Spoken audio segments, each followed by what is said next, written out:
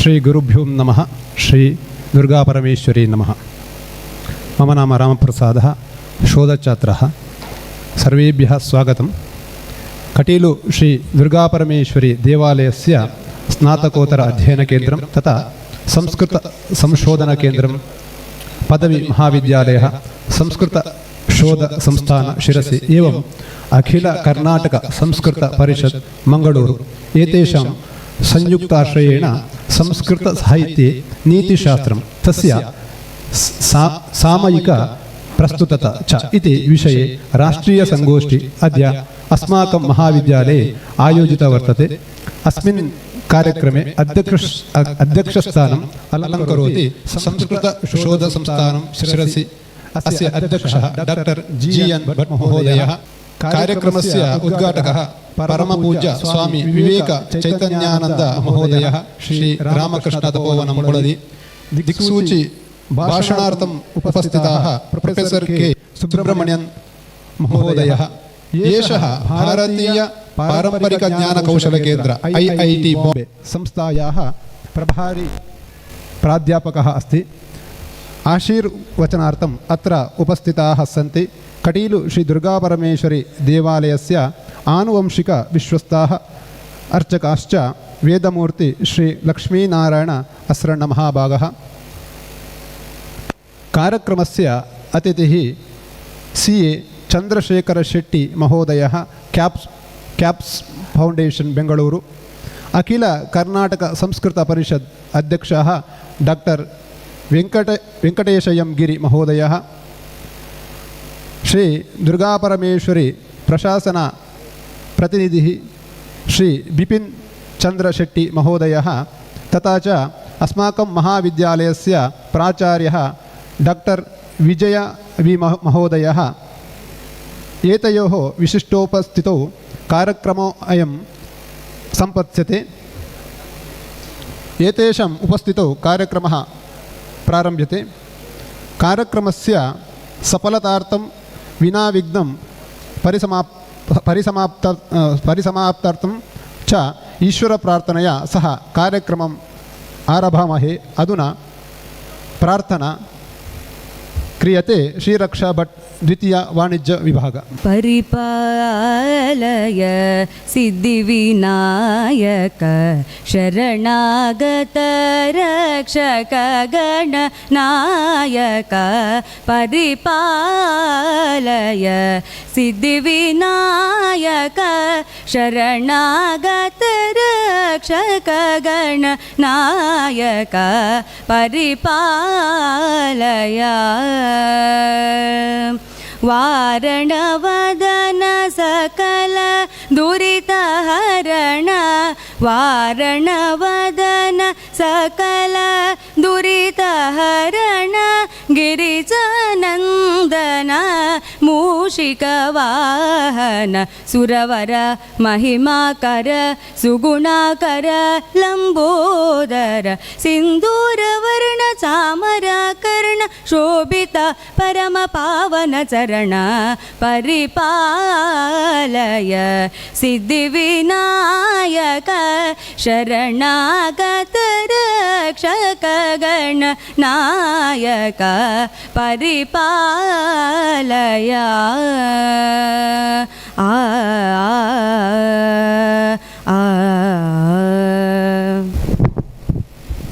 धन्यवादः. आगतेभ्यः सर्वेभ्यः स्वागतं करोति अस्माकं महाविद्यालयस्य प्राचार्यः डॉक्टर विजय वी महोदयः. Respected President of this inaugural ceremony, all dignitaries on the dais, delegates from different places, invitees, resource persons, teaching and non-teaching staff, student union leaders and my students. We are eagerly waiting for the inaugural ceremony of this two-day national seminar on Nitri Shastram in Sanskrit literature and its present relevance, jointly organized by Shri Durga Parameshwari Temple First Grade College, Katil Samskrita Shodha Samsthana Sirsi, Akhila Karnataka Sanskrit Parishad, Mangalore. This national seminar is being conducted with the financial assistance from Central Sanskrit University, New Delhi. The purpose of this two-day seminar will be discussed at length in the coming stages. So at this point in time, I take the opportunity to welcome all of you to this two-day national seminar. At the outset, I am delighted by the presence of Dr. G.N. Bhatt, my former principal and also former principal of this college. He is also the president of this inaugural ceremony and also the president of Samskrita Shodha Samsthana, Sirsi, which is one of the organizers of this two-day national seminar. So I welcome Dr. G.N. Bhatt to this inaugural ceremony. We feel greatly blessed by the divine presence of Vedamurti Sri Lakshminarayana Asranna, Hereditary Archak Sri Durga Parameshwari Temple, Katil. I welcome you, sir.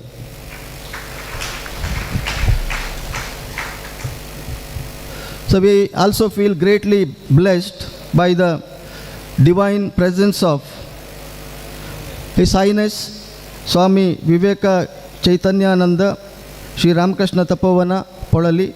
I welcome you, sir.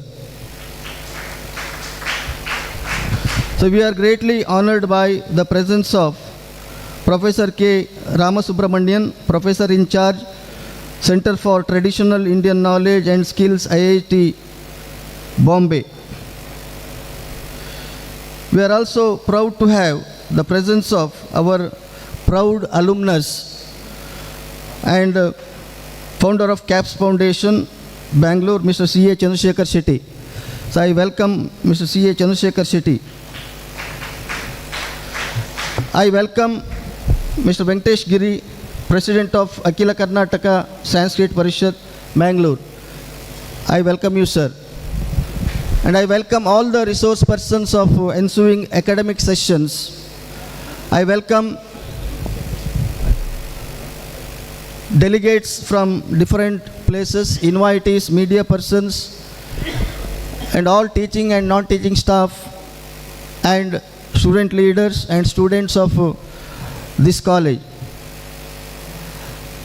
All our teaching and non-teaching staff, including myself and Dr. Padmanabh Marathe, and our student council leaders and students have arranged this program very beautifully. So I appreciate and acknowledge the work done by our faculty members, student union leaders, and the students.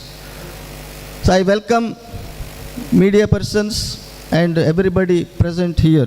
Thank you. इदानीं प्रस्तावनावचनानि वक्तुम् आगच्छति संस्कृत स्नातकोत्तर संशोधन केन्द्रस्य अध्यक्षः doctor M Padmanabha मराठे महोदयः। अस्मिन् कार्यक्रमे इदानीं समुपस्थिताः श्रीदेवालयस्य आनुवंशिक अर्चकाः पूज्याः श्री कमलादेवी प्रसाद अस्रण्ण महाभागाः आनुवंशिक अर्चकाः, तेभ्यः अपि हार्दं स्वागतं व्याहरामि। अस्माकं संस्कृतशोधसंस्थानस्य परतः पुष्पप्रदानेन राङ्कवदानेन च तान् सभाजयन्तु इति जी.एन्. भट्ट महाभागं प्रार्थये। सर्वमङ्गलमाङ्गल्ये शिवे सर्वार्थसाधिके शरण्ये त्र्यम्बके गौरी नारायणी नमोस्तुते। भगवत्याः श्री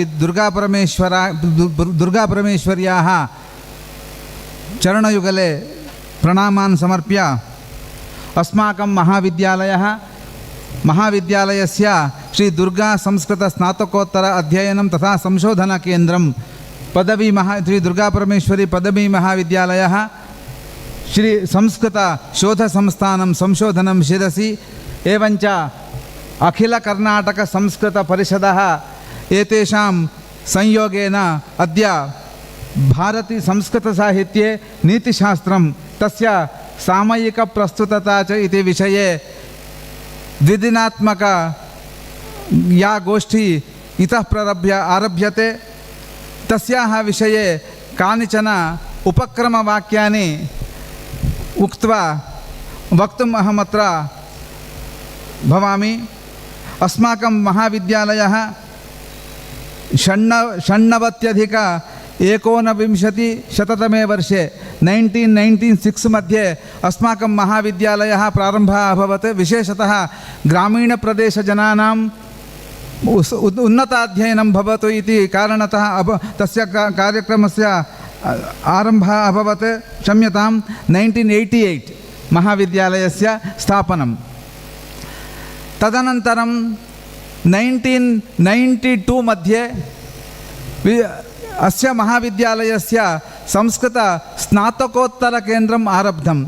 अत्र न केवलं शिक्षणं भारतीयशिक्षणं भवेत्, एवञ्च संस्कृतसाहित्यस्यापि अध्ययनं भवेत्। भारतीयसंस्कृतेः परिप्रेक्ष्ये अस्माकम् उन्नतविद्याभ्यासः भवेत् इति कारणतः एतदर्थमेव अस्य महाविद्यालयस्य प्रथम प्रांशुप्राचार्यरूपेण नियुक्ताः डॉक्टर जी.एन्. भट्ट महाभागाः। ते एव अत्र अस्माकं स्नातकोत्तरकेन्द्रस्य संशोधनकेन्द्रस्यापि रिसर्च् सेण्टर् इदं प्राथम्येन मङ्गलूरुविश्वविद्यालयस्य संशोधनकेन्द्रम् अत्र आरब्धं, कटीलु मध्ये आरब्धं। ते तत्र स्थापकनिदेशकाश्च। एतेषां मार्गदर्शने एव इदं केन्द्रं स्थापितम्। अग्रे यदा एते महाभागाः केनरा कालेज् प्रति गतवन्तः तदा 1996 मध्ये एतेषाम् अस्माकं परमगुरवः डॉक्टर डी.एन्. शानभाग् महाभागाः ते संस्कृतशोधसंस्थानम् इति संशोधनछात्रान् प्रेरयितुं युवसंशोधनछात्राः आगच्छेयुः इति मनसि निधाय तान् सर्वान् प्रेरयितुं संस्कृतशोधसंस्थानं स्थापितम्। अत्रापि तत्र संस्कृतस्नातकोत्तरकेन्द्रे अस्माकं न केवलं छात्राः इत्युक्ते सर्वे अपि आगत्य इदानीम् अस्माकं छात्राः इत्युक्ते ये अभियन्तारः सन्ति, डॉक्टर्स् सन्ति, वैद्याः सन्ति, ते एव अत्र प्रवेशं स्वीकुर्वन्ति। ज्येष्ठाः अपि इदानीम् एकम् अहं वदे डॉक्टर श्री कृष्णभट्ट इति अस्ति, सः निवृत्त एजीएम् तत्र केनरा बैंक एजीएम्, सः इदानीम् अत्र आगत्य MA अध्ययनं करोति। एवञ्च तत्र संस्कृतस्नातकोत्तर अध्ययनमपि भवेत्, एवञ्च संशोधनमपि भवेत् इति मनसि निधाय अस्माकं केन्द्रे अपि तत्र वयं विविधविषयान् अधिकृत्य संशोधन तत्र गोष्ठीं वयं तदा तदा कुर्मः। अस्मिन् वर्षे नीतिविषये कुर्मः इति विचिन्त्य अस्य उद्देशः अस्ति। संस्कृतसाहित्ये बहुलं नीतिशास्त्रं वर्तते, तस्य अनुसन्धानम् आगामि अग्रिमदिवसेषु भवेयुः इति मनसि निधाय तत्र ऑब्जेक्टिव् अपि स्थापितमस्ति। न केवलं द्विदिनात्मकगोष्ठी, अग्रिमे अपि एतदाधारीकृत्य कश्चित् सिलेबस् अपि अस्माभिः प्रारम्भं तत्र सिलेबस् पब्लिश् करणीयम्। इदानीम् IKS इति अस्ति खलु, तत्र प्रवेशः भवेत् इति मनसि निधाय नीतिशास्त्रम् अधिकृत्य सर्वान् ग्रन्थान् आलोड्य ये के विषयाः अत्र वर्तन्ते तेषां समूहम् एकत्रीकृत्य संहितारूपेण एकत्रीकृत्य वयं लोकार्पणं कुर्मः इति मनसि निधाय इदं द्विदिनात्मकं सत्रं प्रारब्धमस्ति। To examine the corpus of Niti literature in Sanskrit, for example, Pandita Niti, Hitopadesha, Panchatantra, Chanakya Niti, and to understand the philosophical, ethical and social and management significance of this Niti. To explore how such a Niti text can be integrated into the paradigm of the Indian knowledge system in higher education, aligning with the national IKS initiative. To prepare a standard curriculum framework for IKS based courses at undergraduate and postgraduate levels, which incorporates Niti literature, value education and modern interdisciplinary connections with the management, governance, ethics and social science. To bring together scholars of ancient and medieval literature, IKS scholars, modern management scholars, research scholars and teachers to present papers and exchange of these themes. To generate, this is most important, to generate outcomes including edited proceedings, ISBN publication of selected papers, dissemination of the recommendation for the curriculum adoption, and creation of a kit or compendium of texts and curriculum modules for the further use. एतान् विषयान् एव मनसि निधाय इदं एषा गोष्ठी अस्माभिः आयोजिता वर्तते. अस्माकं मनसि कः अत्र दिक्सूची भाषणं कुर्यात् इति मनसि आगतं तदा अस्माकं बहोः कालात् एक मनसि आशा आसीत् प्रोफेसर् रामसुब्रह्मण्यं महाभागाः अत्र आगच्छेयुः इति. अद्य तत् स्वप्नं साकारम् अभूत्. एतेषां भवद्भ्यः अस्माकं महाविद्यालयस्य एवञ्च संस्कृतशोधसंस्थानस्य अखिलकर्नाटकसंस्कृतपरिषदस्य च अहं स्वागतं व्याहरामि. सर्वेभ्यः अपि स्वागतम् आवृत्य एते विषयान् अधिकृत्य एतन् नीतिशास्त्रम् अधिकृत्य अत्र दिनद्वयेषु या गोष्ठी प्रचलते तस्याः साहित्यं सर्वमपि संहितारूपेण कम्पेण्डियं टेक्स्ट् इति रूपेण वयं अग्रिमदिवसेषु दद्मः. तद् सर्वमपि IKS मध्ये उपयोगं भवतु इति मनसि निधाय एषः परिश्रमः अस्माभिः क्रियते. तस्य सफलतार्थं भगवत्याः श्री दुर्गापरमेश्वर्याः चरणकमलेषु प्रार्थनां कृत्वा अत्र समागताः स्वामिपादाः एवञ्च आनुवंशिक अर्चकाः तेषाम् अनुग्रहेण आशीर्वादरूपेण च इयं गोष्ठी सफलता भवेत् मनसि आशास्य. सर्वेभ्यः पुनरेकवारं स्वागतं व्याहृत्य विरमामि. अधुना अस्य द्विदिवसीय कार्यक्रमस्य उद्घाटनं दीपप्रज्वलनद्वारा कार्यक्रमस्य उद्घाटनं कुर्वन्ति परमपूज्य स्वामी Chaitananda Mahodaya. Good morning to all present here. It is an immense pleasure to introduce Pujya Viveka Chaitanyananda Swamiji. He was a chartered accountant by profession and has also done company secretary, law and masters in arts and PhD in philosophy from Mysore University on the topic Sri Ramakrishna, the modern prophet of universal religion.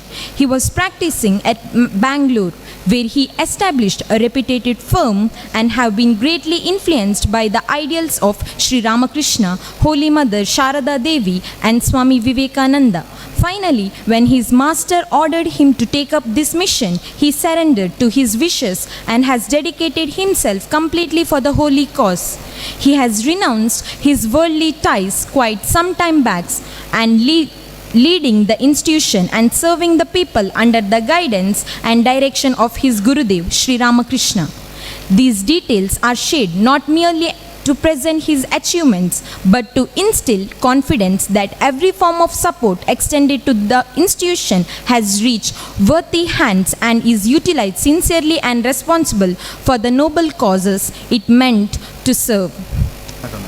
इदानीम् उद्घाटनं कुर्वन्ति ओम जातवेदसे सुनवा मसोम मराति यतो निदहाति वेदः सनः पर्षदति दुर्गाणि विश्वा नावे वसिन्धुं दुरितात्यग्निः तामग्निवर्णान् तपसा ज्वलन्तीं वैरोचनीं कर्मफलेषु जुष्टां दुर्गां देवीं शरणमहं प्रपद्ये सुतरसितरसे नमः अग्ने त्वं पारयानव्यो अस्मान् स्वस्तिभिरति दुर्गाणि विश्वा पूश्च पृथ्वी बहुला न उर्वी भवातोकायतनयाय संयोः विश्वानि नो दुर्गः जातवेदस्सिन्धन्न नावादुरितातिपर्षि अग्ने अत्रिवन्नमसा गृणानोऽस्माकं बोध्यपिता तनूनां प्रतनाचितगं सहमानमुग्रमग्निगं हुवेम परमात् सदस्तात् सनः पर्षदति दुर्गाणि विश्वाक्षामद्देवो अतिदुरितात्यग्निः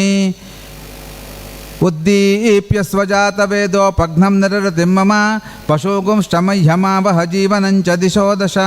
ओम स्वस्ति. इदानीं उद्घाटनभाषणम् उद्घाटकः श्री परमपूज्य स्वामी विवेकानंद चैतन्यानंद महोदयान् प्रार्थयामि। ओम स्थापकाय च धर्मस्य सर्वधर्मस्वरूपिणे अवतारवरिष्ठाय रामकृष्णाय ते नमः। जननीं शारदां देवीं रामकृष्णं जगद्गुरुं पादपद्मे तयो श्रुत्वा प्रणमामि मुहुर्मुहुः। नमः श्रीयतिराजाय विवेकानन्दसूरये सच्चित्सुखस्वरूपाय स्वामिने तापहारिणे। या देवी सर्वभूतेषु शुद्धारूपेण संस्थिता नमस्तस्यै नमस्तस्यै नमस्तस्यै नमो नमः। मूकं करोति वाचालं पंगुं लङ्घयते गिरिं यत्कृपः तमहं वन्दे परमानन्दमाधवं वन्दे परमानन्दमाधवं। I offer my salutation with bhakti to Maharaj Rajeshwari Bhadrakali Gurudev Sri Ramakrishna and Ma Durga Parameshwari, the presiding deity of Katil temple. This is a great opportunity, especially for the students, to know something which is very much missing in the modern world. And my salutations to all the dignitaries on the dais and the students fraternity, the management of Sri Durga Parameshwari Temple, First Grade College Katil, Samskrita Shodha Samsthana, Shirsi, Akhila Karnataka Sanskrit Parishat Mangalore, all have joined together and arranged for this 2 days national seminar on Niti Shastra in Sanskrit, Samskrita. The biggest problem in the modern world, we have forgotten the ancient wisdom. We talk about Chanakya, we talk about Vidura, and whatever they have given for the well-being of the whole universe. It was not confined to a particular geographical territory, Bharatvarsha. It is for the whole universe to lead a wonderful life and to attain the ultimate reality or the truth, which is spoken in the Vedanta. That is the essence of Upanishad. Swami Vivekananda always used to tell, go back to Upanishad, go back to Upanishad. If we go back to Upanishad, we will be knowing what is the purpose of this life, from where did we come, who are we? Are we the human beings, the biological body, or the eternal spirit, which is part and parcel of the Parabrahman? For this, to lead a wonderful life with meaning, with principles, with the law, ethics, morality, character, and everything, what not everything. Niti Shastra is the essence. Every individual, especially the student fraternity, where are we heading to, the present student fraternity? It is very sad to tell before the August gathering, especially the youth, both boys and girls, they have totally forgotten the ancient wisdom of this Bharatvarsha. The jewels that can never be compared with any scriptures of the world, the Vedas, Upanishads, Bhagavad Gita, and Shastra, Purana, everything. It was given by the great incarnations, great rishis or saints for the well-being of the future generation. Because of the influence of the Western culture, we have forgotten our own values. So what is required is the teachers should imbibe on the students the values. There is no character as such, there is no values as such. Values are decreasing, degrading, and has already reached the rock bottom level. When that is happening, you see the world, what is happening in the rest of the world. Everywhere fight, fight, fight, war, war, war. It is all because we have forgotten the Niti Shastra. Everybody, if they know the value of life, if they know what Niti is, how it can mold a individual, a personality, then world will be at peace. Otherwise, the day will come, the human race will extinct from this globe. We will be responsible for that.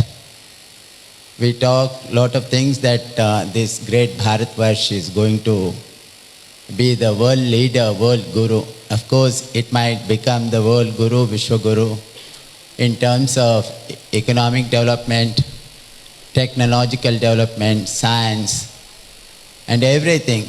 But if our students especially, if our youngsters, the youth, if they lack the Niti, then how can we lead the world? I remember a saying of Swami Vivekananda, who used to say, "Up India, conquer the world through your spirituality." Spirituality and Niti go hand in hand. If you are a follow, you are adhering to Niti, in English or Latin term, it is called as jurisprudence. Jurisprudence is very much required, not only for our culture, rest of the world. If that is done, then life will have values. We can attain the purpose for which we have come to this globe. So all the participants, the beautiful topics are selected, but unfortunately the attendance, according to me, very less. Because this is the need of the hour. We have seen our Shastras, we have seen the history which has got thousands of years of history. And when the youngsters especially, when they start forgetting what is going to happen next, our generation is like this, next generation, what sort of life they can lead. So considering all these organizations jointly arranged for this 2 days national seminar, it is a wonderful idea. The torch bearers and the great scholars are there. One person is a professor, mathematician, great mathematician from IIT. Even in Ramakrishna Ashram, there is one Swami Sarva Priyananda. Many of you may be listening to his spiritual talks and retreats on the YouTube. He is the student of this great mathematician, scholar. He has come all the way from Mumbai. So everybody should take something, the essence, which is very precious, to make our life meaningful, and we have to unfold it. So all the participants and the speakers. आशीर्वचनम् अस्मान् उद्दिश्य आशीर्वदति आनुवंशिक अर्चकाः वेदमूर्ति श्री लक्ष्मीनारायण अस्त्रन महाभागः। सर्वस्वरूपे सर्वेशे सर्वशक्ति समन्विते भयभ्यस्त्राय नमो देवी दुर्गे देवी नमोस्तुते। ತಾಯಿ ಮಹಾದೇವಿಯನ್ನು ವಂದಿಸ್ತಾ ಸಂಸ್ಕೃತ ಶೋಧ ಸಮಿತಿ ಸಿರಿಸಿ ಹಾಗೂ ನಮ್ಮ ವಿದ್ಯಾಸಂಸ್ಥೆಗಳು ಇವರ ಜಂಟಿ ಆಶ್ರಯದಲ್ಲಿ ಅಖಿಲ ಕರ್ನಾಟಕ ಸಂಸ್ಕೃತ ಪರಿಷತ್ ಮಂಗಳೂರು ಇವರೆಲ್ಲರ ಒಟ್ಟಿಗೆ ಆಗುವಂಥ ಈ ಕಾರ್ಯಕ್ರಮದಲ್ಲಿ ಸಂಸ್ಕೃತ ಸಾಹಿತ್ಯ ನೀತಿಶಾಸ್ತ್ರ ಅಂತ ವಿಷಯದಲ್ಲಿ ಆ ನೀತಿಶಾಸ್ತ್ರದ ವಿಷಯದಲ್ಲಿ ಸೆಮಿನಾರ್ ನಡೀತಾ ಇದೆ. ಬಹುಶಃ ನೀತಿಶಾಸ್ತ್ರದಲ್ಲಿ ಏನು ಮಾತಾಡಬೇಕು ಅಂತ ನನಗೆ ತಿಳಿಯುವುದಿಲ್ಲ. ಪಕ್ಕನ ನೆನಪಾಗ್ತಾ ಇದೆ, ಒಂದು ಕಾರ್ಯಕ್ರಮ ಚೆಂದಾಗಬೇಕು ಅಂತ ಮಿನಿಸ್ಟ್ರನ್ನು ಕರೆದರಂತೆ ವಾಲಿಬಾಲ್ ಮ್ಯಾಚಿಗೆ ಮಿನಿಸ್ಟ್ರನ್ನು ಕರೆಯುವಾಗ ಮಿನಿಸ್ಟ್ರು ಕ್ರೀಡೆ ಇದ್ದು ನನಗೆ ಗೊತ್ತಿಲ್ಲ, ನಾನು ಬರೋದಿಲ್ಲ ಅಂತ ಹೇಳಿದಾಗ ನೀವು ಬಂದರೆ ಆಯ್ಕಾಗ್ತಾರೆ, ಬರಲೇಬೇಕು ಅಂತ ಹಠ ಮಾಡಿದಾಗ ಬಂದ್ರಂತೆ. ಬಂದು ವಾಲಿಬಾಲ್ ಮ್ಯಾಚ್ ನೋಡಿ ಕಡೆಗೆ ಹೇಳಿದ್ದಾರೆ, ಒಂದು ಚೆಂಡಿಗೋಸ್ಕರ ಇಷ್ಟು ಮಕ್ಕಳು ಜಗಳಾಡಬಾರ್ದು, ಎಲ್ರಿಗೂ ಪ್ರತ್ಯೇಕ ಚೆಂಡು ಕೊಡಿಸ್ತೇನೆ ಅಂತ ಹೇಳಿದ್ದಾರೆ. ಬಹುಶಃ ಇಲ್ಲಿ ನಾನು ಮಾತಾಡಿದರೆ ಹಾಗೆ ಆಗ್ತದೆ. ಆದರೆ ನಾನು ವಿಶೇಷವಾದ ನನ್ನ ಕರ್ತವ್ಯ ಅಂತ ಹೇಳಿದರೆ ಕಾರ್ಯಕ್ರಮ ಯಶಸ್ವಿಯಾಗಲಿ ಅಂತ ಹೇಳೋದು ಮಾತ್ರ. ಬಹುಶಃ ನೀತಿಶಾಸ್ತ್ರ, ಸಂಸ್ಕೃತದಲ್ಲಿ ನೀತಿಶಾಸ್ತ್ರವನ್ನು ನಾವು ಅನುಸರಿಸಿದಾಗ ನಮ್ಮದಾದಂಥ ಸಂಸ್ಕಾರವನ್ನು ಅರಿತಾಗ ಅದು ನಮಗೆ ಮಾನಸಿಕವಾದಂತಹ ನೆಮ್ಮದಿ ಕೊಡ್ತದೆ. ಬಹುಶಃ ನ್ಯಾಯಾಂಗ ಧರ್ಮಾಂಗ ಅಂತ ನ್ಯಾಯಾಂಗದವರು ನ್ಯಾಯಾಂಗ ಹೊಸ ಕಾನೂನು ಮಾಡುವಾಗ ಧರ್ಮಾಂಗವನ್ನು ಚಿಂತನೆ ಮಾಡಿದಾಗ ಮಾತ್ರ ಆ ಕಾನೂನು ಯಶಸ್ವಿ ಆಗ್ತದೆ. ಬಹುಶಃ ಹಿರಿಯರು ಬಹಳಷ್ಟು ಸಾಧನೆ ಮಾಡಿ ನಮಗೆ ಬೇಕಾದಂತಹ ಅದನ್ನು ಸಂಸ್ಕಾರ ಹೇಳ್ತಾರೆ. ಮನುಷ್ಯ ಜೀವನದಲ್ಲಿ ಹೇಗಿರಬೇಕು, ಹೇಗೆ ನಡ್ಕೊಳ್ಬೇಕು ಅಂತ ಸಂಸ್ಕಾರವನ್ನು ನೀತಿಶಾಸ್ತ್ರ ಮುಖಾಂತರ ನಮಗೆ ಬೋಧಿಸಿದ್ದಾರೆ. ಆ ಬೋಧಿಸಿದ ನೀತಿಶಾಸ್ತ್ರವನ್ನು ನಮ್ಮವರೆಲ್ಲ ಅಭ್ಯಸಿಸದೆ ಅದನ್ನು ದೂರಕ್ಕಿಟ್ಟು ಅದು ಪೂಜೆಗೆ ಮಾತ್ರ ಬಹುಶಃ ಸಂಪ್ರದಾಯಗಳನ್ನೆಲ್ಲ ಗುಂಡು ಸಂಪ್ರದಾಯದಂತೆ ಚಿಂತನೆ ಮಾಡಿ ಬದಿಗೆ ಇಟ್ಟಿದ್ದಾರೆ. ಬಹುಶಃ ಸರಿಯಾದಂಥ ಸಂಸ್ಕಾರವಾದಾಗ ಮಾತ್ರ ಆ ಮನುಷ್ಯ ಜೀವನದಲ್ಲಿ ನೆಮ್ಮದಿಯನ್ನು ಪಡೀಲಿಕ್ಕೆ ಸಾಧ್ಯ.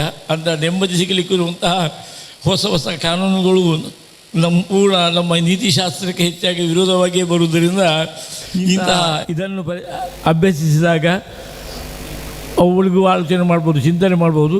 ಯಾವುದೇ ಕಾನೂನು ಮಾಡಬೇಕಾದರೂ ಧಾರ್ಮಿಕವಾಗಿರುವಂತಹ ನೀತಿ ಸಂಹಿತೆಯನ್ನು ವಿರೋಧವಾಗುವಂತಹ ಕಾನೂನು ಮಾಡದಂತಹ ಪರಿಸ್ಥಿತಿ ಬರಬೇಕೆಂಬ ದೃಷ್ಟಿಯಲ್ಲಿ ಬಹುಶಃ ಸಂಸ್ಕೃತದಲ್ಲಿ ಬಹಳಷ್ಟು ಸಾಧನೆ ಮಾಡಿದಂತಹ ನಮ್ಮಲ್ಲಿ ಇಲ್ಲೇ ಇದ್ದು ಬಹಳಷ್ಟು ಇಲ್ಲಿಯ ಸಂಸ್ಕೃತಕ್ಕೋಸ್ಕರ ಬಹುಶಃ ಇಲ್ಲಿಯ MA ತನಕದ ಒಂದು ತರಗತಿ ಆಗಬೇಕಾದ್ರೆ ಮುಖ್ಯ ಕಾರಣಕರ್ತರಾದಂತಹ ಜಿ ಎನ್ ಭಟ್ರ ಸಾಧನೆಯಲ್ಲಿ ಇಲ್ಲಿ ಸಂಸ್ಕೃತ ಒಂದು ಪ್ರಾರಂಭವಾಗಿದೆ. ಅವರು ಅದಕ್ಕೋಸ್ಕರವೇ ಅವರು ಕೇವಲ ಸಂಸ್ಕೃತದ ಅಭಿಮಾನದಿಂದ ಇಲ್ಲಿಗೆ ಪ್ರಾಂಶುಪಾಲರಾಗಿ ಬಂದು ಸಂಸ್ಕೃತದಲ್ಲಿ ವಿಶೇಷ ಕೆಲಸಗಳನ್ನು ಮಾಡಲಿಕ್ಕೆ ಒಂದು ಈ ಕ್ಷೇತ್ರಕ್ಕೆ ತುಂಬ ಅವಕಾಶ ಮಾಡಿಕೊಟ್ಟಿದ್ದಾರೆ. ಬಹುಶಃ MA ತನಕದ ಕೋರ್ಸ್ಗಳು ಮಾಡಲಿಕ್ಕೆ ಅದಕ್ಕೆ ಬೇಕಾದ ಜನ ಹಿಡಿದು ಅದಕ್ಕೆ ಬೇಕಾದಂಥ ಪರ್ಮಿಷನ್ಗಳನ್ನೆಲ್ಲ ಮಾಡಿ ಇಲ್ಲಿ ಸಂಸ್ಕೃತ ಆ ವಿಶೇಷವಾದಂಥ ನಮ್ಮ ಸಂಸ್ಕೃತಿ ಸಂಸ್ಕಾರಗಳನ್ನು ಬೋಧಿಸುತ್ತಾ ಎಲ್ಲ ತಕ್ಕ ಪ್ರಾಧಾನ್ಯ ಕೊಡುವಂಥ ಕರ್ತವ್ಯವನ್ನು ಮಾಡಿದ್ದಾರೆ. ಬಹುಶಃ ಅವರೇ ಈಗ ಸಾಧನೆ ಮಾಡಿ ಇಂತಹ ಒಂದು ಸಮ್ಮೇಳನದಲ್ಲಿ ನಡೆಸ್ತಾ ಇದ್ದಾರೆ. ಈ ಸಮ್ಮೇಳನ ನಿರ್ವಿಘ್ನದಿಂದ ಚಂದದಿಂದ ಜರಗಲಿ, ಇದಕ್ಕೆ ದೇವರ ದಯೆ ಕೂಡಿ ಬರಲಿ, ನಾವೆಲ್ಲ ಆಶಿಸುವಂತಹ ನೆಮ್ಮದಿಯ ರಾಮರಾಜ್ಯ ಆಗುವಂಥಕ್ಕೆ ಇದೆಲ್ಲ ಪೂರಕವಾಗಲಿ ಅಂತ ದೇವರಲ್ಲಿ ಪ್ರಾರ್ಥಿಸ್ತಾ, ನಿರ್ವಿಘ್ನದಿಂದ ನಾಡಿನಿಂದ ಆಗುವಂತಹ ಕಾರ್ಯಕ್ರಮ ಯಶಸ್ವಿ ಆಗಲಿ ಅಂತ ದೇವರಲ್ಲಿ ಪ್ರಾರ್ಥಿಸಿ ತನ್ನದಾದಂತಹ ಮಾತನ್ನು ದೇವರಿಗೆ. ಸಕಲ ವಿಭವ ಸಿದ್ಧ್ಯೈ ಪಾತು ವಾಗ್ದೇವತಾನಃ ಭವತಿ ಯದನುಭಾವಾತ್ ಏಡಮೂಕೋಪಿ ವಾಗ್ಮೀ ಜಡಮತಿರಪಿ ಜಂತುಃ ಜಾಯತೆ ಪ್ರಾಜ್ಞಮೌಲಿಃ ಸಕಲ ವಚನಚೇತೋ ದೇವತಾ ಭಾರತೀ ಸಾ ಮಮ ವಚಸಿ ನಿಧತ್ತಾಂ ಸನ್ನಿಧಿಂ ಮಾನಸೇ ಚ. ಪ್ರಥಮತಃ ಮಮ ಆರಾಧ್ಯ ದೇವತಾಂ ದುರ್ಗಾಪರಮೇಶ್ವರೀಂ ನಮಸ್ಕೃತ್ಯ ಅಸ್ಯಾಂ ಸಭಾಯಾಂ ಅನೇಕೆ ಮಹನೀಯಾಃ ಆಗತಾಃ ತೇಭ್ಯಃ ಸರ್ವೇಭ್ಯಃ ನಮಸ್ಕರೋಮಿ. ಪುರತಃ ಉಪಸ್ಥಿತಾಃ ಅನೇಕೆ ಮಹನೀಯಾಃ ವರ್ತಂತೆ ತೇಭ್ಯಃ ಅಪಿ ನಮಸ್ಕರೋಮಿ. ಅನೇಕೆ ಅಧ್ಯಯನಶೀಲಾಃ ವರ್ತಂತೆ ತೇಭ್ಯಃ ನಮಸ್ಕರೋಮಿ. ಅಧ್ಯಾಪಕಾಃ ವರ್ತಂತೆ ತೇಭ್ಯಃ ನಮಸ್ಕರೋಮಿ.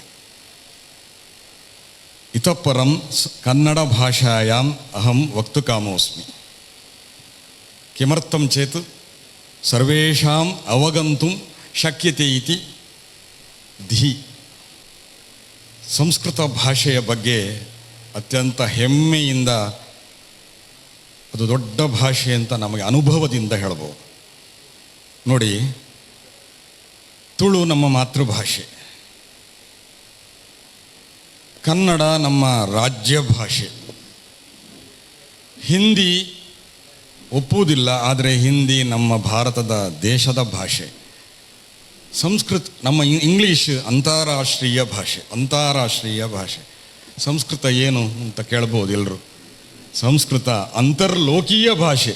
ಬೇರೆ ಲೋಕಕ್ಕೆ ಹೋಗಬೇಕಿದ್ರೆ ನಿಮಗೆ ಸಂಸ್ಕೃತವೇ ಬೇಕೇ ಹೊರತು ಬೇರೆ ಯಾವ ಭಾಷೆಯಿಂದ ಮಾತಾಡಲಿಕ್ಕೆ ಆಗೋದಿಲ್ಲ. ಹಾಗಾಗಿ ಸಂಸ್ಕೃತವನ್ನು ನೀವು ಕಲಿಬೇಕು ಅಂತಂದರೆ ನೀವು ನಂತರ ಹೋಗುವ ಲೋಕಕ್ಕೆ ಬೇಕದು. ಹಾಗಾಗಿ ಅಂತರ್ಲೋಕೀಯ ಭಾಷೆ ಅಂದರೆ ಅದು ಸಂಸ್ಕೃತ ಭಾಷೆ. ಹಾಗಾಗಿ ಆ ಸಂಸ್ಕೃತ ಭಾಷೆಯನ್ನು ಎಲ್ಲರೂ ಭಾರತದಲ್ಲಿ ಹುಟ್ಟಿದ ಪ್ರತಿಯೊಂದು ಜೀವಿಯೂ ಕೂಡ ಸಂಸ್ಕೃತವನ್ನು ಕಲಿಯಲೇಬೇಕು. ನಾನು ಎಲ್ಲ ಕಡೆ ಹೇಳುವುದುಂಟು, ಯಾಕಂದರೆ ಅದನ್ನು ಆ ಭಾಷೆಯನ್ನು ಇಟ್ಟುಕೊಂಡು ನೀವು ನಿರ್ವಚನ ಮಾಡಲಿಕ್ಕೆ ಕಲಿಯಿರಿ ಅಂತ. ಒಂದು ಸಂಸ್ಕೃತ ಭಾಷೆಯನ್ನು ಇಟ್ಟುಕೊಂಡ್ರೆ ಮಾತ್ರ ನಿರ್ವಚನ ಮಾಡಲಿಕ್ಕೆ ಆಗ್ತದೆ. ಬೇರೆ ಯಾವ ಇಂಗ್ಲೀಷ್ನಲ್ಲಿ ಎಟಿಮಾಲಜಿ ಅಂತ ಹೇಳ್ತಾರೆ.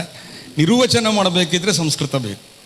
ಯಾವ ಭಾಷೆಯ ಇದನ್ನು ತೆಗೆದುಕೊಂಡು ನಿರ್ವಚನದಲ್ಲಿ ನೀವು ಹತ್ತಿರ ಹೋದರೆ ಸಂಸ್ಕೃತ ಭಾಷೆಯಿಂದ ಮಾಡಲಿಕ್ಕಾಗ್ತದೆ. ಈಗ ಈ ಉದಾಹರಣೆ, ಇವತ್ತು ನೀತಿ ಅಂತ ಒಂದು ಶಬ್ದ. ಏನು ನೀತಿ ಅಂತಂದರೆ, ನೀತಿ ಅಂದರೆ ಏನು? ಅದರಲ್ಲಿ ನೀ ಇತಿ ಅಂತ ಬಿಡಿಸಿದರೆ ನಿತರಾಂ ಇತಿ ಅಂದರೆ ಕರ್ತವ್ಯ, ಇತಿ ಕರ್ತವ್ಯತ, ನೀವು ಮುಂದೆ ಹೇಗಿರಬೇಕು ಎಂಬುದನ್ನು ಚೆನ್ನಾಗಿ ಹೇಳಿಕೊಡುವುದರಿಂದ ಅದು ನೀತಿ ಅಂತ ಅರ್ಥ ಮಾಡಿದರೆ ಎಷ್ಟು ಸುಂದರ ಆಗ್ತದೆ ನೋಡಿ. ಇದು ಸಂಸ್ಕೃತ ಭಾಷೆಯ ಒಂದು ಪ್ರೌಢಿಮೆ. ಇದು ಇದನ್ನು ಇಟ್ಟುಕೊಂಡು ನಾವು ಏನು ಅರ್ಥ ಮಾಡಿ ನೋಡಿ. ಕನ್ನಡ ಶಬ್ದ ಹೇಗೆ ಬಂತು? ನಾನು ಒಂದು ಕಡೆ ಹೇಳಿದ್ದೆ, ಕನ್ನಡ ಶಬ್ದ ಹೇಗೆ ಬಂತು ಗೊತ್ತಿಲ್ಲ, ಕನ್ನಡ ಹೇಗೆ ಬಂತು ಗೊತ್ತಿಲ್ಲ. ಸಂಸ್ಕೃತ ಹೇಗೆ ಬಂತು ಅಂತ ಗೊತ್ತುಂಟು. ಸಮ್ಯಕ್ ಸಂಸ್ಕೃತಂ ಹೇಳ್ಬೋದು.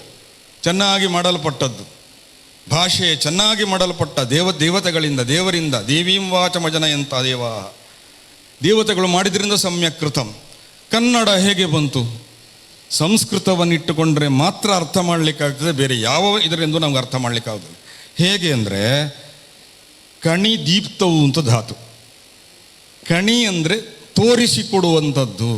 ನಾವು ನೋಡಿ, ಯುಗಾದಿಯ ಸಮಯದಲ್ಲಿ ನಾವು ಕನ್ನಡಿ ಮೊದಲಾದನ್ನು ಇಟ್ಟುಕೊಂಡು ನಾವು ದೇವರಿಗೆ ನಮಸ್ಕಾರ ಮಾಡಿ ತೋರಿಸಿಕೊಡ್ತದೆ. ಅದು ನಮಗೆ ಮುಂದಿನ ಭವಿಷ್ಯ, ಮುಂದಿನ ಈ ಯುಗ, ಈ ವರ್ಷ ಹೇಗೆ ಇದೆ ಎಂಬುದನ್ನು ತೋರ್ತದೆ. ಆಮೇಲೆ ಕನ್ನಡಿ ಕೂಡ ನಮ್ಮನ್ನು ತೋರಿಸಿಕೊಡ್ತದೆ, ಅದರಿಂದ ಕನ್ನಡಿ ಅದು ಕಣಿ ದೀಪ್ತವು. ಆದ್ದರಿಂದ ನಮಗೆ ಈ ಭಾಷೆ, ಕನ್ನಡ ಎಂಬ ಭಾಷೆ ಎಲ್ಲ ಜ್ಞಾನವನ್ನು, ದೀಪ್ತಿಯನ್ನು ಕೊಡುವುದರಿಂದ ಅದು ಕನ್ನಡ ಅಂತ ಅರ್ಥ. ಅಂದರೆ ಕಣಿ ಅಡಕವಾಗಿದೆ ಎಂದಲೂ ಕನ್ನಡ ಅಂತ ಅರ್ಥ ಮಾಡ್ಬೋದು. ಈ ರೀತಿಯಾಗಿ ಒಂದು ಭಾಷೆಗೆ ನಾವು ಅರ್ಥವನ್ನು ಮಾಡ್ಬೋದು. ಎರಡನೆಯದಾಗಿ ತುಳು ನೋಡಿ, ತುಳು ಎಂಬ ಶಬ್ದ ಹೇಗೆ ಬಂತು ಅಂತ ನಮ್ಮದೇ ಆದ ನಿರ್ವಚನ. ಅದಕ್ಕೆ ಸಂಸ್ಕೃತವನ್ನು ಇಟ್ಟುಕೊಂಡು ನಿರ್ವಚನ ಮಾಡೋದು. ಈ ತುಳುವಿನಲ್ಲಿ ತುಡರು ಅಂದರೆ ದೀಪ, ದೀಪಕ್ಕೆ ನಾವು ತುಡರು ಅಂತ ಹೇಳೋದು. ತು ಅಂದರೆ ಬೆಂಕಿ, ಆ ಲು ಅಂದರೆ ನೋಡಿ ಸತ್ಯಲು ಮೊದಲಾದಂಥ ಅದೊಂದು ಪ್ರತ್ಯಯ. ಹಾಗಾಗಿ ನಮಗೆ ದೀಪ್ತಿಯನ್ನು ಕೊಡುವುದರಿಂದ ಅದು ತುಳು ಅಂತ ಹೇಳಿದರೆ ಸುಂದರವಾಗಿ ಅರ್ಥ ಆಗ್ತದೆ ನೋಡಿ. ಈ ರೀತಿ ನಾವು ಒಂದು ತುಲನಾತ್ಮಕವಾಗಿ ಅಧ್ಯಯನ ಮಾಡಲಿಕ್ಕೆ ಸಂಸ್ಕೃತ ಬೇಕೇ ಬೇಕು. ಯಾವ ಭಾಷೆ ಆಗಲಿ, ತಮಿಳಿನವರು ಹೇಳೋದುಂಟು, ನಮ್ಮದು ದ್ರಾವಿಡ ಭಾಷೆ ಸಂಸ್ಕೃತಕ್ಕೆ ಸಂಬಂಧಪಟ್ಟ ಭಾಷೆ ಅಲ್ಲ ಅಂತ. ನಮ್ಮದು ಮೊದಲಿದ್ದದ್ದು ಸಂಸ್ಕೃತ ಬಂದದ್ದು ಆರ್ಯರಿಂದ ಅಲ್ಲ. ಅದರಲ್ಲಿ ನೋಡಿ ಕುಲಂದೈಗಳು ಅಂತ ಹೇಳ್ತಾರೆ ಮಕ್ಕಳಿಗೆ. ಏನು ಅದು ಅರ್ಥ ಗೊತ್ತಿಲ್ಲ, ಮಕ್ಕಳು ಅಷ್ಟೇ. ಆದರೆ ಅದನ್ನು ನಾವು ಸಂಸ್ಕೃತದಿಂದ ನಿರ್ವಚನ ಮಾಡಿದರೆ, ಈ ಮಗುವೆ ಕುಲಂದದಾತಿ ಇತಿ ಕುಲಂದೈಗಳಿಂದ ಅರ್ಥ ಮಾಡಿದ್ರೆ ಸುಂದರವಾಗಿ ಅರ್ಥ ಆಗ್ತದೆ ನೋಡಿ. ಈ ಕುಲೋದ್ಧಾರ ಆಗೋದು ಈ ಮಗುವಿನಿಂದ ಅಂತ ಕುಲಂದೈಗಳ ಅರ್ಥ ಮಾಡುವುದು. ಅವರು ದೇವಸ್ಥಾನಕ್ಕೆ ಹೇಳುವುದು ಕೋಯಿಲ್ ಅಂತ. ಕೋ ಅಂದರೆ ದೇವರು, ಕೋವಿದ ಅಂತ ಹೇಳಿದ್ರೆ ದೇವರ ಬಗ್ಗೆ ತಿಳಿದವ ಅಂತ. ಕೋ ಅಂದರೆ ದೇವರು, ಇಲ್ಲಂದರೆ ಇಳ ಶಬ್ದದ ಅಪಭ್ರಂಶ. ಅದು ಇಳ ಅಂದರೆ ಭೂಮಿ, ದೇವರ ಭೂಮಿ. ಆದ್ದರಿಂದ ಇದು ಕೋಯಿಲ್. ಇದು ಸಂಸ್ಕೃತದ ನಮಗೆ ಅರ್ಥ ಮಾಡಲಿಕ್ಕೆ ಆಗ್ತದೆ.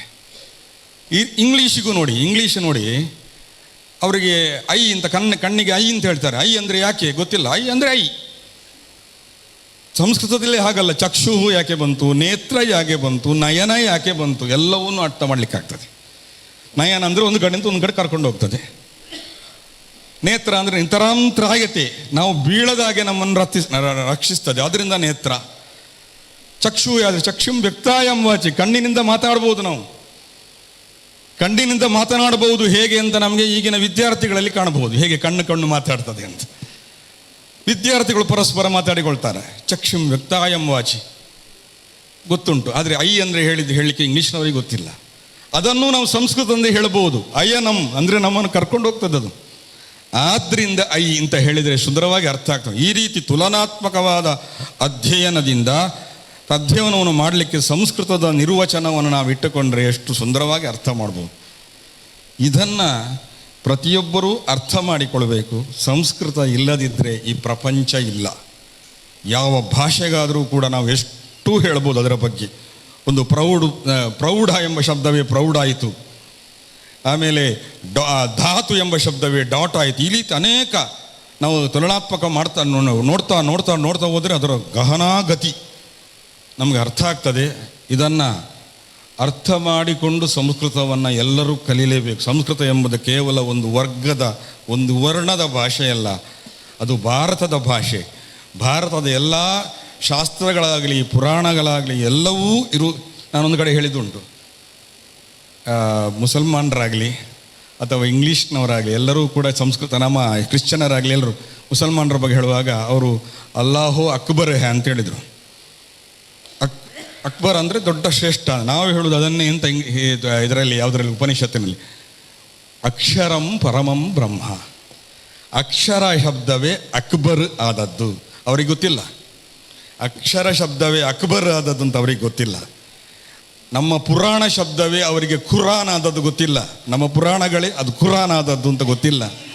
ನಮ್ಮ ಕೃಷ್ಣನೇ ಕ್ರಿಸ್ತ ಆದದ್ದು ಗೊತ್ತಿಲ್ಲ. ನಮ್ಮ ಮಾರಿಯೇ ಮೇರಿ ಆದದ್ದು ಗೊತ್ತಿಲ್ಲ.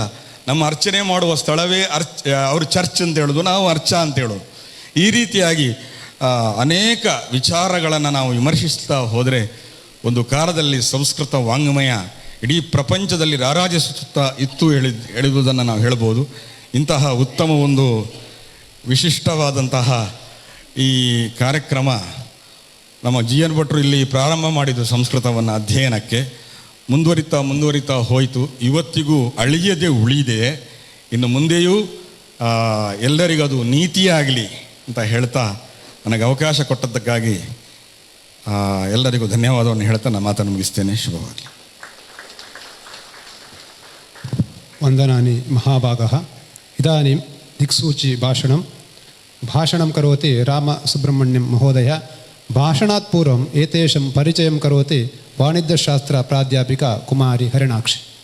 A very warm welcome to someone who brings not just experience but inspiration wherever they go. Today I feel honored to introduce an extraordinary scholar, Professor K. Ramasubramanian, a remarkable personality who has significantly contributed to reviving India's ancient scientific heritage. Professor Ramasubramanian is a rare combination of a scientist and a traditional scholar. He holds a doctorate in theoretical physics, a master's degree in Sanskrit, and a bachelor's in engineering. This unique blend of modern science and classical knowledge has enabled him to rediscover and reinterpret the rich scientific traditions of ancient India. He is currently associated with the prestigious Indian Institute of Technology, Bombay, where he leads research at the Center for Traditional Indian Knowledge and Skills. His work mainly focuses on ancient Indian mathematics known as Ganita Shastra and astronomy called Jyoti Shastra. One of his greatest contribution is correcting global misconceptions about India's role in the history of science. His extensive research and books and more than 100 scholarly articles he has brought to light the advanced mathematical and astronomical knowledge present in ancient Sanskrit texts. Professor Ramasubramanian's efforts are not limited to research alone. He is deeply committed to preserving and digitalizing ancient Sanskrit manuscripts, making them accessible to future generations. His work is supported by major initiatives like the Science and Heritage Initiative of the Government of India. Coming from our traditional scholarly family, he developed a deep interest in Sanskrit and Indian knowledge system from a very young age. His dedication and excellence have earned him many prestigious honors. Internationally, he is is recognized as a member of the International Union of History and Philosophy of Science and Technology under UNESCO, and he continues to represent India's scientific legacy on global platforms. Professor K. Ramasubramanian is not just a scholar, but a visionary who has dedicated his life to bringing Indian scientific heritage back into the global spotlight. His work continues to inspire young minds to explore, respect, and carry forward our rich intellectual traditions.